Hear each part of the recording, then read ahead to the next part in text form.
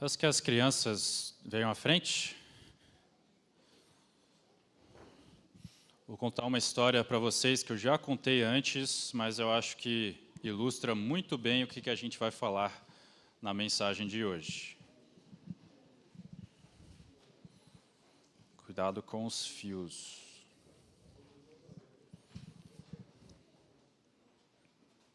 Bom, era uma vez numa fazenda, tinha um bom fazendeiro que cuidava de todas as plantinhas, de todos os animais ali. Ele era muito bom e os animais gostavam dele, as plantinhas também. E naquela fazenda tinha um estábulo. E dentro daquele estábulo tinha uma sementinha. A sementinha ficava dentro de uma caixinha bem confortável, num lugar bem quentinho. E essa sementinha via esse fazendeiro entrar nesse estábulo várias vezes, cuidar dos animais, cuidar ali das plantinhas. E às vezes esse fazendeiro entrava lá e pegava alguma sementinha e levava para fora. E essa sementinha não via mais essas sementinhas. E ela não sabia o que acontecia com elas. Mas ela sempre confiava e ouvia dizer dos outros animais e das outras plantas que o fazendeiro era bom e que podia confiar nele. Então ela confiava nele e não pensava muito sobre isso. Um dia, esse fazendeiro entrou no estábulo e foi lá e abriu a caixinha dessa semente e pegou ela na mão. E ele olhou para ela e falou: "Sementinha, eu tenho um plano para você. Hoje é a sua vez." E a sementinha ficou com medo. Ela nunca tinha saído daquela caixinha e ela não sabia para onde que ela ia. Mas aí o fazendeiro levou ela lá para fora, lá num campo, no meio de algumas plantinhas, e ele cavou um buraco fundo e colocou ela lá dentro. E tampou ela com terra. E a sementinha ficou sozinha lá. E ela estava muito escuro, e ela ficou um pouquinho com frio, e ela não sabia o que fazer. Mas ela sempre lembrava dos outros animais e das outras plantas que falavam que o fazendeiro era bom e que podia confiar nele. E ela não via isso, mas enquanto ela estava lá dentro, o fazendeiro dava aguinha para ela, o fazendeiro ia lá todo dia e espantava alguns passarinhos que tentavam bicar a semente, e o fazendeiro estava sempre protegendo essa sementinha, mesmo quando ela não sabia e mesmo quando ela não enxergava isso. E depois de alguns dias da sementinha estar ali, com medo, no escuro, sozinha, ela olhou e ela começou a crescer. E começou a crescer, e a crescer, e a crescer. E por fim ela saiu da terra, que ela cresceu tanto. E ela virou uma planta pequenininha. E com os dias ela começou a ver como o fazendeiro ia lá e colocava sempre água para ela. E às vezes ele fazia sombra para ela quando o sol estava muito quente. Ele espantava os pássaros e os animais que tentavam ir lá fazer mal para ela. E estava sempre cuidando dela. E ela começou a confiar que o fazendeiro era bom e que ele era muito, muito bom e cuidava dela e sabia o que era bom para ela. E aí, com alguns dias, essa sementinha que virou uma plantinha começou a crescer muito, muito, muito, e ela cresceu tanto que ela virou uma árvore muito grande. E agora ela começou a produzir frutos. E aí o fazendeiro vinha e ele brincava na sua sombra e passava tempo ali com ela, e ele começava a comer dos seus frutos. E aí ela percebeu que o fazendeiro era muito bom e sempre cuidava dela, e que o fazendeiro tinha um plano muito especial para ela. Sabe, às vezes a gente é como essa sementinha, e o bom fazendeiro é Deus. E a gente, às vezes, não sabe o que Deus está fazendo na nossa vida. E ficamos com medo e não sabemos muito bem o que vai acontecer. Mas a gente pode confiar no bom fazendeiro, que ele é muito bom e ele está sempre cuidando de nós, e que ele tem um plano bom para a nossa vida.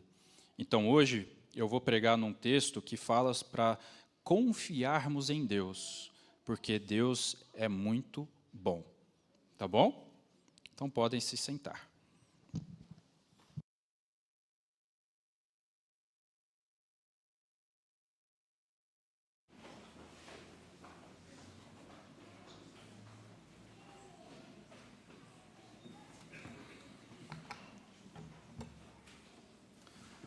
Bom dia, meus irmãos.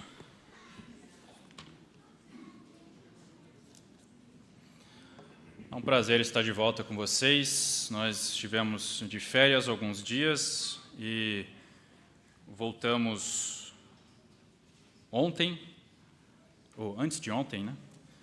Então ainda estamos nos alocando e nos recuperando um pouquinho, voltando à cidade. Mas é sempre bom, estava com saudade dos irmãos e da nossa igreja, e é bom estarmos aqui junto com vocês novamente e podermos cultuar ao nosso Deus. Peço que os irmãos abram a Bíblia no Salmo 120. Salmo 120.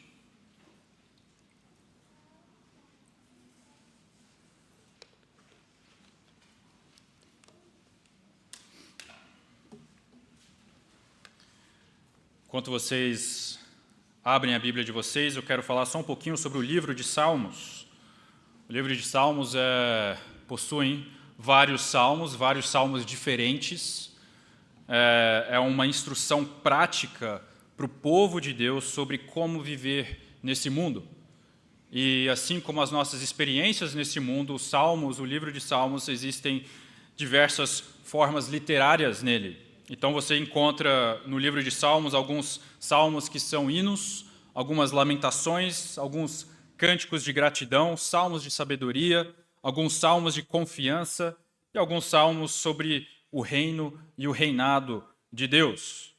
Não é à toa que Calvino chamava o livro de Salmos de uma anatomia de todas as partes da alma, que realmente são expressões do nosso ser, da nossa alma, enquanto passamos por diversas experiências nesse mundo. O Salmo de número 120 é o primeiro de 15 salmos de romagem. Então você deve ver, ao observar aí o Salmo 120, você verá cântico de romagem, ou salmo de romagem. Esses salmos de romagem eram salmos cantados durante a peregrinação do povo de Deus enquanto eles iam a Jerusalém. Então, Jerusalém, você tinha mais ou menos 4 festivais durante o ano, e Jerusalém ficava situada no topo do monte. Nós vimos na exposição de Neemias que nem todos os judeus viviam dentro de Jerusalém, viviam na cidade, mas vários dos povos viviam aos arredores. Então, os cânticos de romagem, durante esses festivais, esses povos se reuniam e eles faziam essa peregrinação rumo a Jerusalém para participar dessas festas. Você tem os salmos do 120 até o 134, são os salmos de romagem. E você encontra um progresso aí nesses salmos, na mensagem desses salmos. Você começa no 120, que é um salmo de lamento. Então, o salmista está lamentando a sua condição, lamentando que ele está em meio a povos que vivem de maneira diferente dele. E aí você chega no Salmo 134, no último, e o salmista está em Jerusalém, no templo, com seus irmãos, e agora louvando a Deus e chamando os seus irmãos para louvarem junto com ele. Não é à toa que Sinclair Ferguson chama esses salmos de um guia prático de sobrevivência do mochileiro. Então, esses judeus, né, o povo de Deus, esses israelitas, eles cantavam esses salmos enquanto eles iam nessa viagem. Eles iam peregrinando e, ao mesmo tempo, cantando esses 15 salmos.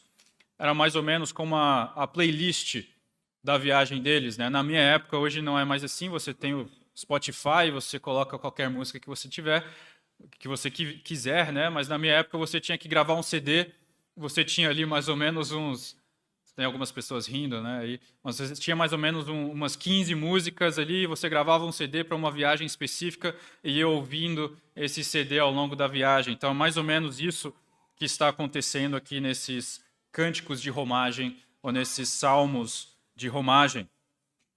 Então esses são a playlist da viagem deles. Então nós começamos com o primeiro deles, o Salmo de número 120.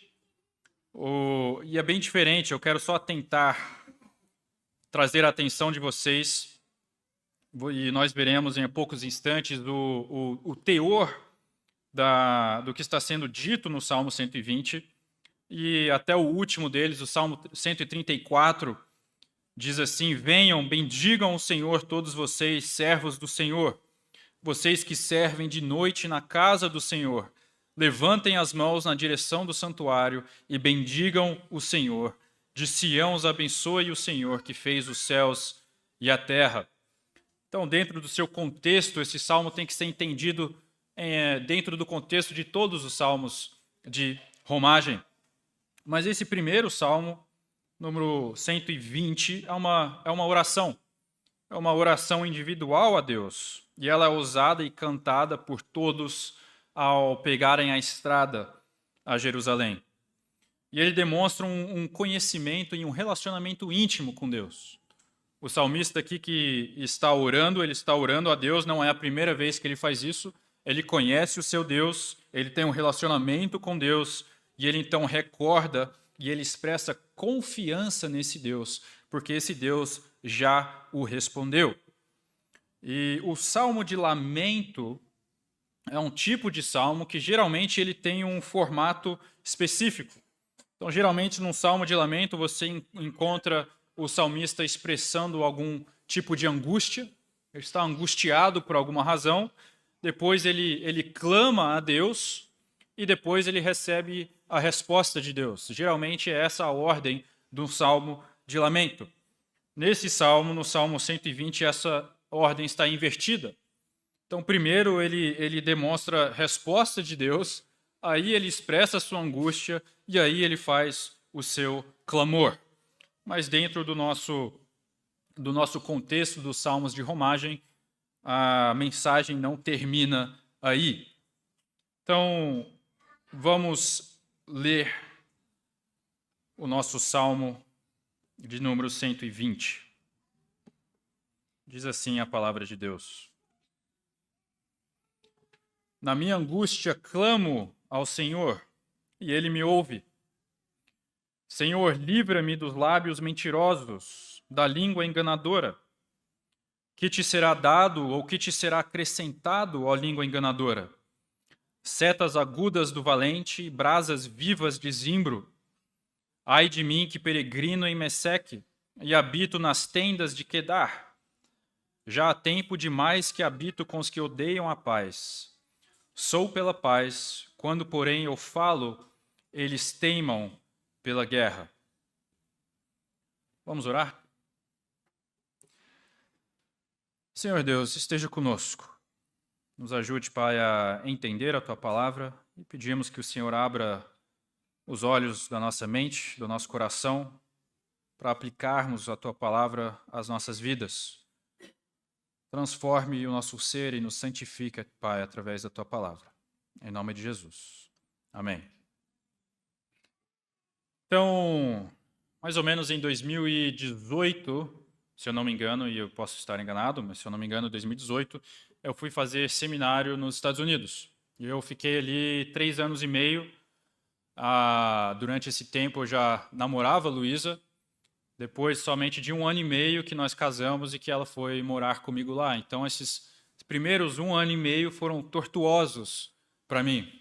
Eu estava sozinho nos Estados Unidos, longe da minha família, longe da minha cultura, longe da minha namorada. Nós já namorávamos pensando em casar, em meio a uma cultura bem diferente, uma língua diferente, pessoas que pensam de uma maneira diferente.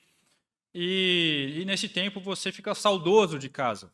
Eu lembro que uma das coisas que eu mais sentia falta era do pão francês. É uma coisa tão básica e simples, mas que eles não têm lá, e eu sentia muita falta do pão francês. Mas você começa a sentir falta de pequenas coisas, de detalhes pequenos, de maneirismos que nós estamos acostumados. Você está longe de casa, e quem ficou muito tempo longe de casa já experimentou isso. Você começa a sentir falta de algumas coisas ali e sentir falta da sua cultura. E é um pouco disso que o salmista está expressando aqui. Ele não está na casa dele. Ele não está na terra dele. Ele está peregrinando. Ele está viajando. Ele está em outro lugar. E ele começa a expressar, então, essa saudade de casa, essa nostalgia ele está saudoso da sua casa, ele está olhando à sua volta e ele começa então a clamar a Deus e sentir angústia, porque ele está em meio a pessoas que não pensam da mesma forma, que não têm os mesmos valores, que não têm os mesmos morais que ele tem. Esse salmo, então, é um guia para a vida longe de casa. Assim como esse salmista, nós não estamos em casa. Nós também estamos peregrinando.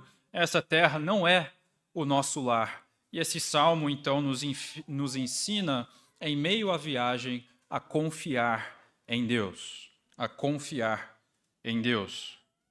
Os primeiros 2 versículos nos ensinam a confiar em Deus porque Ele já nos atendeu. Ele já foi fiel. Ele já demonstrou que Ele é digno de confiança. Se você ver no primeiro versículo, diz: na minha angústia clamo ou clamei ao Senhor e Ele me ouve ou ouviu. A nossa tradução traz essa no presente, mas aqui é um perfeito, é algo que já aconteceu e continua a acontecer. É perfeito, já aconteceu e continua a acontecer. Então, na minha angústia, eu clamei ao Senhor e Ele me ouviu. A primeira coisa, então, que o salmista faz ao iniciar a sua viagem é lhe lembrar da maneira que Deus foi fiel para com ele. Ele recorda ali da fidelidade de Deus e ele recorda que Deus já o ouviu e que Deus já o respondeu anteriormente. Isso, então, dá confiança para o salmista para ele continuar na sua peregrinação. Esse é o primeiro dos 15 salmos. Então, no começo da viagem, eles lembram da fidelidade de Deus e ele recorda de todas as vezes que Deus foi fiel e de todas as vezes que Deus lhe respondeu. Isso mostra um relacionamento com Deus. Esse é um crente, é alguém que entregou a sua vida a Deus, é alguém que confia em Deus e alguém que tem relacionamento com Deus. Essa não é a primeira vez que ele está falando com Deus. Ele já falou com ele e ele tem um relacionamento com ele. Se você olhar também no versículo 1 e no versículo 2, você verá que ele diz: na minha angústia clamo ao Senhor. E aí está em letras maiúsculas, todas as letras maiúsculas, provavelmente, no segundo versículo também. Senhor, livra-me dos lábios mentirosos, da língua enganadora.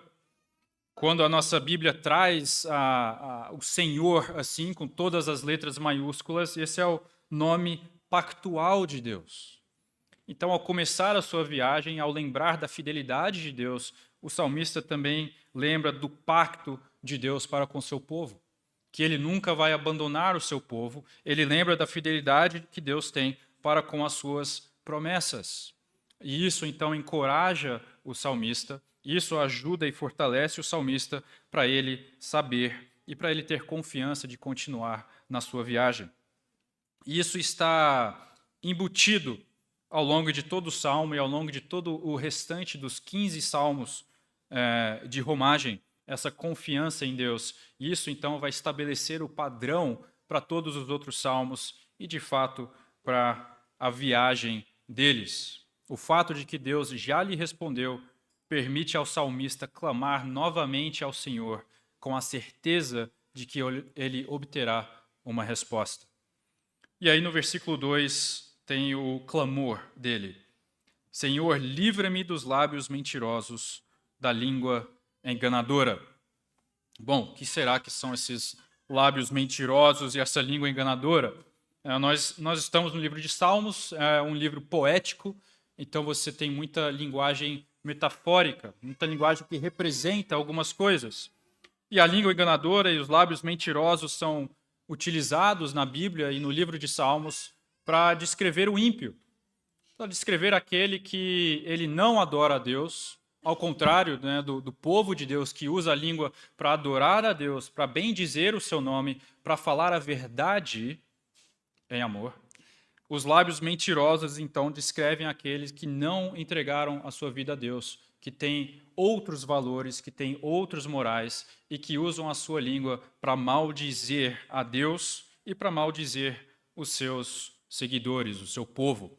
Então, no Salmo 10, no versículo 7, você encontra ali caracterizando o ímpio, e diz que a boca ele a tem cheia de maldição, enganos e opressão, debaixo da língua insulto e iniquidade. Então, isso caracteriza aqueles também que amaldiçoam e insultam o Senhor. Aqueles que, de acordo com o Salmo 31, 18, falam insolentemente contra o justo, com arrogância e desdém. Então, basicamente, são aqueles que não confessam Cristo. São aqueles que não confessam Cristo como o único Senhor e Salvador.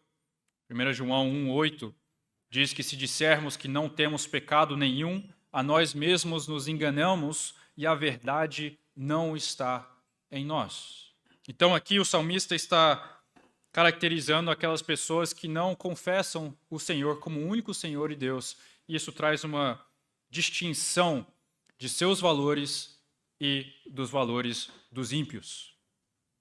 E ele então clama ao Senhor e pede ajuda, que Deus o ajude e que Deus livre ele desses lábios mentirosos. Algum tempo atrás, acho que foi em Roraima, estava tentando lembrar, nós fizemos uma viagem na minha adolescência, na adolescência do meu irmão, nós fizemos uma viagem a Roraima e visitamos a igreja de lá. Férias de pastor é você pregar em outras igrejas, né? Então, meu pai foi convidado a pregar lá na igreja presbiteriana de lá e nós fomos acompanhá-lo. Para nós foram umas férias bem diferentes. E eles tinham um acampamento que ficava em cima do monte. E eles tinham o costume de subir esse monte, às vezes demorava um dia, uma tarde para eles subirem. E lá em cima tinha um clarão. E eles acampavam ali, faziam uma fogueira, cantavam alguns cânticos, passavam algum tempo ali, mais os jovens e os adolescentes, né? E lá tinha espaço para rede. E nós decidimos que seria uma boa oportunidade para fazermos isso nós três, eu, meu irmão e meu pai, e de subirmos e escalarmos essa montanha e acamparmos lá em cima. Então nós pegamos como guia um dos adolescentes ali daquela igreja. Eu não me lembro o nome dele, mas vamos chamar ele de Alex. E ele já tinha subido várias vezes, ele sabia e conhecia o caminho, ele conhecia a trilha. Então nós chamamos ele e falamos, vamos com a gente vai ter um tempo legal, a gente escala essa montanha. Começamos pela manhã, chegamos lá à tardezinha, antes do sol se pôr e de escurecer, a gente consegue armar o acampamento e dormir, e no próximo dia a gente desce novamente. O plano era muito bom. Então, chegamos naquela manhã, todos equipados, o Alex já conhecia o caminho todo, mas só por via das dúvidas ele trouxe um GPS. E ele falou, eu trouxe um GPS aqui, meu amigo me deu, tem o caminho aqui, só se precisar, mas não precisa, eu já subi várias vezes, conheço o caminho, conheço a trilha, então tudo bem. E a gente confiou nele. E nós fomos seguindo, no começo ali, na base da montanha, era muito fácil você ver aquela trilha. Você conseguia enxergar o caminho tranquilamente. Quando foi chegando no meio da montanha, a vegetação ficou um pouco mais densa, um pouco mais pesada, e você não conseguia mais ver onde que você precisava caminhar. E em poucos instantes nós nos perdemos. Olhamos para o Alex e ele começou, acho que é por aqui. Não, tem uma marcação naquela árvore. E a gente começava a andar, ele falou, não, acho que não é aqui, vamos voltar para aquele local. E nós percebemos que estávamos perdidos, que ele não sabia onde ele estava indo, onde estava nos levando. Começou a escurecer. Lá também nessa montanha tinham macacos que faziam barulho de onça, que nos assustava bastante, é verdade. Então a gente falou, Alex, por que você não pega o GPS, cara? Vamos lá, não tem problema nenhum, põe seu orgulho de lado, pega o GPS, tem o trajeto aí, a gente consegue subir e a gente chega lá antes que anoiteça. Então o Alex foi, ele falou, tá bom. Pegou o GPS, começou a olhar o GPS, apertar alguns botões, mexer nele para lá e para cá. E aí foi quando a gente descobriu que ele não sabia usar o GPS. Ele não tinha a mínima ideia como usava esse GPS. E eu, meu irmão, meu pai também não. Nós nunca tínhamos mexido naquele GPS, nós não sabíamos o trajeto. A gente tentou até mexer ali, estava escurecendo. não estávamos perdidos, estávamos praticamente sem GPS e o nosso guia não tinha a mínima ideia de onde estávamos. Bom, acabou que a gente dormiu em cima de uma pedra do lado de um riacho que a gente encontrou, um clarão ali na floresta, e no próximo dia nós terminamos a subida, chegamos lá no topo e descemos rapidamente para irmos embora. E foi uma bela experiência e uma boa história a ser contada. Mas isso nos ensinou que nós precisamos saber usar o GPS. Não importa você só ter o GPS e você não usá-lo, e não importa você ter o GPS e não saber usá-lo. E o que o salmista está fazendo aqui é ele está recorrendo ao seu GPS. E ele sabe usar esse GPS e ele recorre constantemente ao seu GPS. A própria palavra de Deus nos diz que a palavra de Deus ilumina os nossos caminhos, que ela é luz para os nossos caminhos e deveria ser um guia para nos ajudar a saber como viver e como peregrinar quando estamos nessa vida. Mas não adianta só termos a Bíblia e deixarmos ela aberta em algum salmo em cima da nossa mesa. Não adianta você só ter esse GPS e não saber usá-lo e nunca usá-lo e deixá-lo ficar empoeirado. Você precisa conhecê-lo e você precisa demonstrar confiança e conhecimento dele. E é justamente isso que esse salmista expressa aqui. Ele conhece a Deus, ele se relaciona com Deus constantemente, e aí na hora de sua viagem, na hora da dificuldade, ele recorre a Deus e a sua palavra. Então, confira o seu GPS constantemente. Invoque, clame e ore a Deus. Leia a sua palavra e zele por um relacionamento com Ele. É isso que vai nos guiar nos momentos mais difíceis da nossa vida. Então o salmista, ele confia em Deus porque Deus já lhe atendeu. E aí nós vemos nos versículos 3 e 4 que ele confia em Deus porque Deus irá lhe atender. Ele confia em Deus porque Deus irá lhe atender. Nos versículos 3 e 4. Que te será dado ou que te será acrescentado, ó língua enganadora? Setas agudas do valente e brasas vivas de zimbro. Bom, são versículos diferentes para nós, né? São jeitos diferentes de falar. Mas esse no versículo 3 é uma fórmula de juramento. Essa maneira, que te será dado ou que te será acrescentado, isso vem antes de um juramento no Antigo Testamento. Então isso é utilizado em 1 Reis, em 2 Reis, antes de reis ou de algumas pessoas fazerem algum juramento, eles utilizam essa fórmula. E é justamente isso que o salmista está fazendo aqui. Que te será dado ou que te será acrescentado, ó língua enganadora? Setas agudas do valente ou flechas agudas do valente e brasas vivas de zimbro.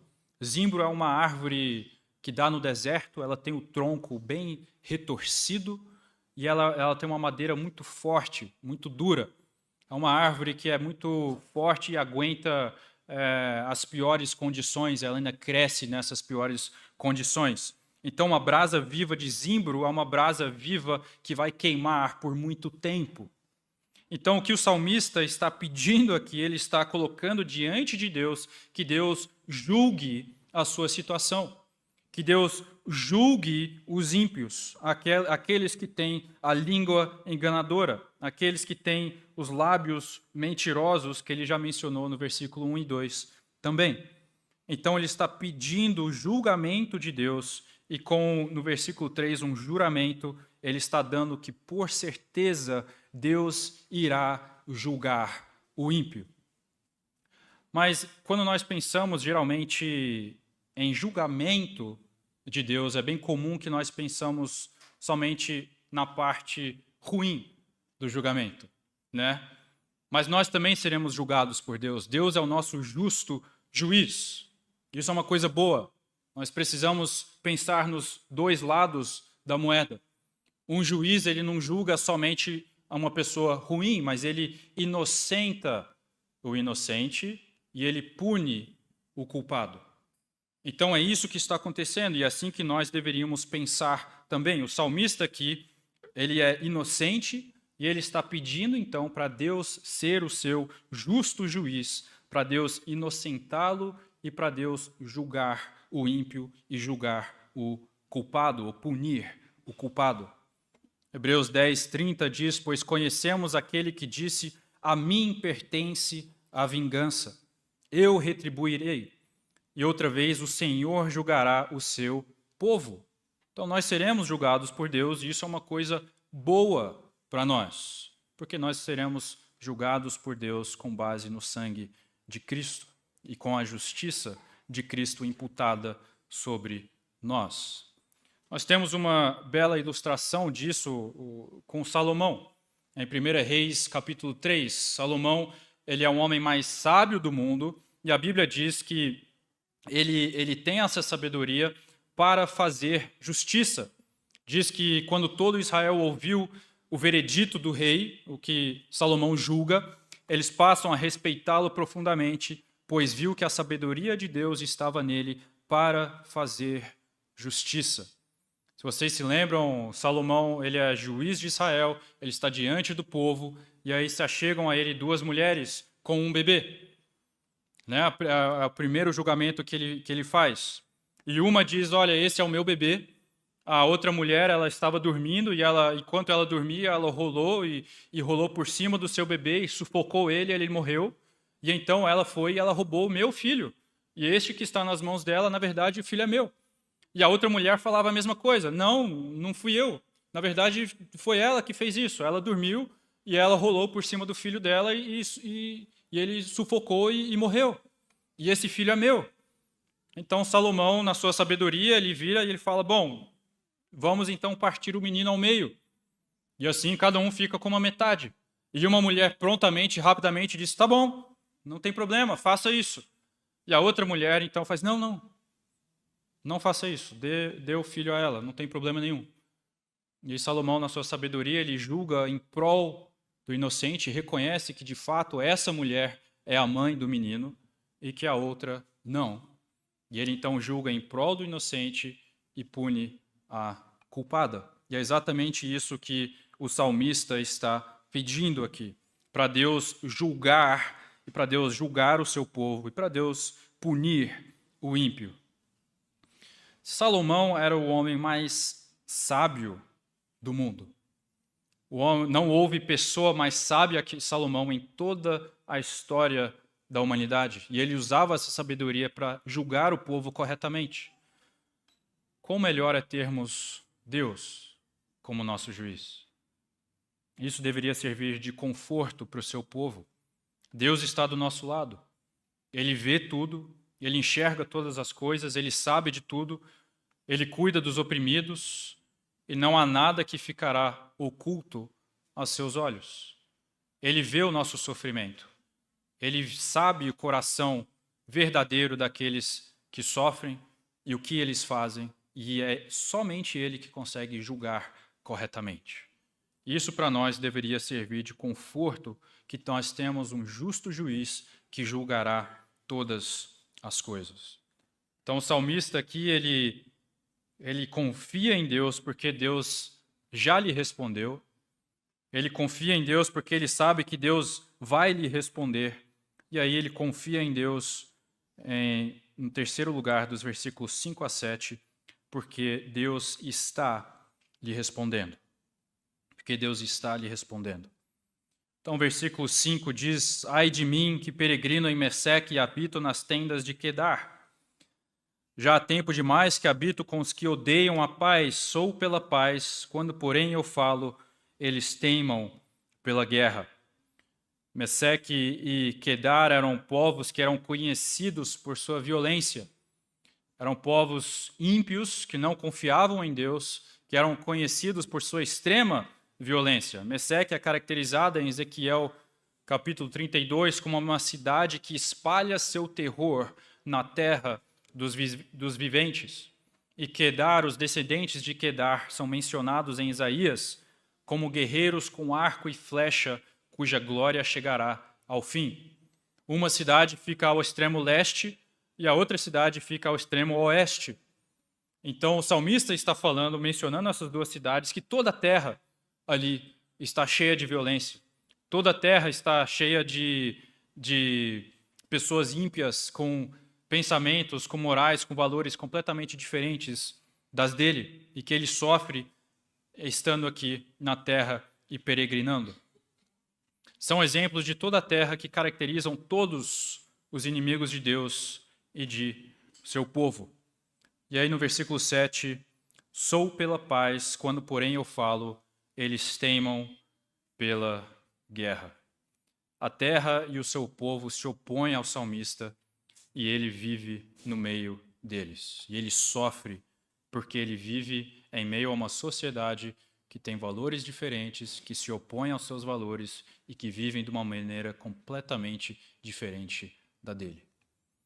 Isso soa familiar a vocês? Um pouquinho, pelo menos, né? Nós também sofremos as consequências de viver num mundo caído, numa terra que é governada por pessoas com valores completamente diferentes dos nossos, consequências desde o trânsito até decisões mais pesadas de impostos, de educação, de liberdade de expressão. Nós vivemos num mundo caído, em meio a pessoas que têm valores completamente diferentes e nós sofremos por causa disso, assim como o salmista.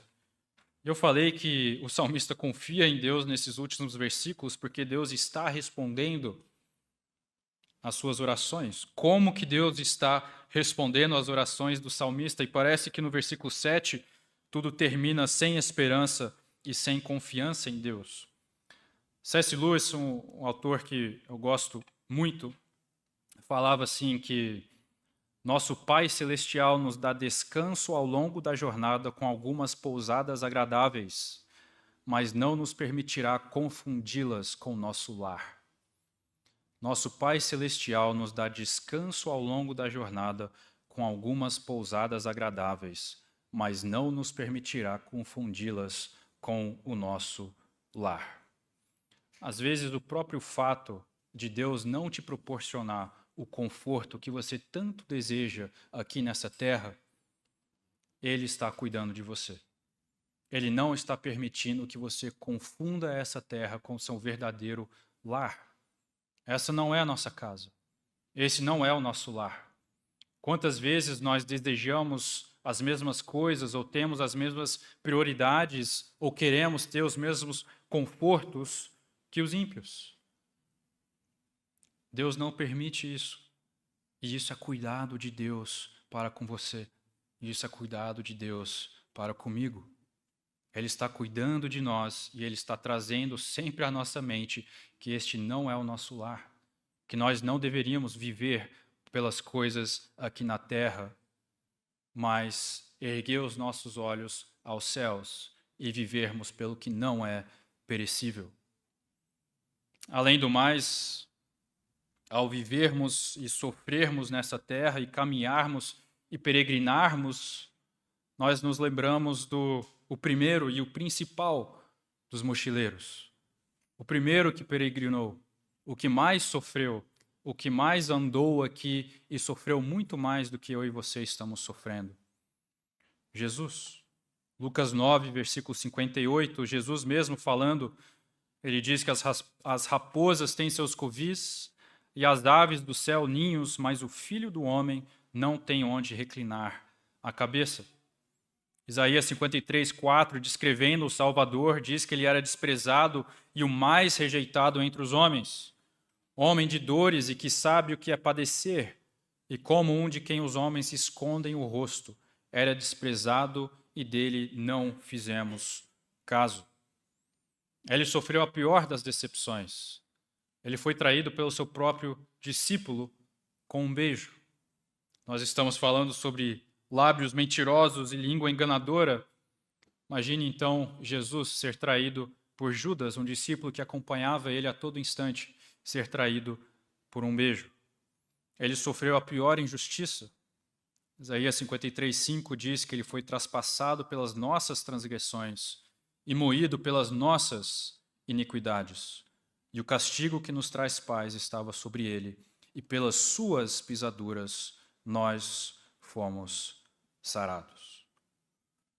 Então, ao sofrermos as decepções e as injustiças nessa vida, lembre-se que Jesus sofreu a pior das decepções e a pior injustiça, para que nós pudéssemos confiar no amor de Deus para conosco.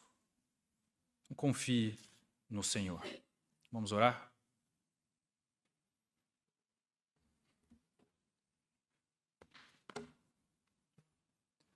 Senhor Deus e Pai, nos ajude a termos sempre em nossa mente a maneira que o Senhor nos amou primeiro. Quando ainda éramos pecadores, o Senhor nos amou, o Senhor nos livrou de nossos pecados, o Senhor nos libertou para a liberdade, para vivermos de fato uma vida nova, livre dos nossos pecados, livre da escravidão, para vivermos para a Tua glória, para vivermos como filhos do Senhor. Pai, eu peço que o Senhor nos ajude a confiarmos em Ti, a sempre termos diante de nós que a maior demonstração de amor o Senhor já demonstrou, o Senhor já entregou, o Senhor já nos deu o Seu próprio Filho para morrer por nós, pelos nossos pecados naquela cruz. Nos ajude, Pai, a confiar nisso e então a confiarmos no Teu amor e no Teu cuidado para conosco. Apesar de sofrermos nessa vida, apesar de vermos as circunstâncias várias vezes desfavoráveis a nós, Pai, nos ajude a confiarmos de que a batalha já está vencida, apenas estamos aguardando a Sua volta e a vivermos confiadamente nessa vida, peregrinando de forma fiel, amando o Senhor, amando o nosso próximo, Pai, e falando para a sociedade do Teu amor e do que o Senhor tem feito por nós. Em nome de Jesus. Amém.